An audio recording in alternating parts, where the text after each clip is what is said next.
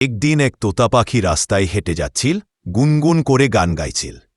হঠাৎ উপরে থেকে একদম ঠান্ডা দই ভর্তি হাড়ি পড়ে তার মাথায়। দই ছিটকে পড়ল চারদিকে। তোতা পাখি মাথা ঘুরে মাটিতে লুটিয়ে পড়ল। পাশে দিয়ে যাচ্ছিল তার বন্ধু, এক দয়ালু কাঠবিড়ালি। সে তাড়াতাড়ি তোতা পাখিকে তুলে নিয়ে গেল জঙ্গলের হাসপাতাল ফুলপাখি ক্লিনিকে, যেখানে বিখ্যাত ডাক্তার হাতি রোগীদের দেখে।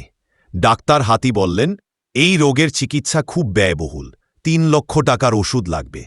বেচারা কাঠবিড়ালি তাড়াতাড়ি নিজের নারকেল ব্যাংক খুলে দিল, কিন্তু ভেতরে ছিল শুধু 2টো বাদাম আর একটা পুরনো চিঠি।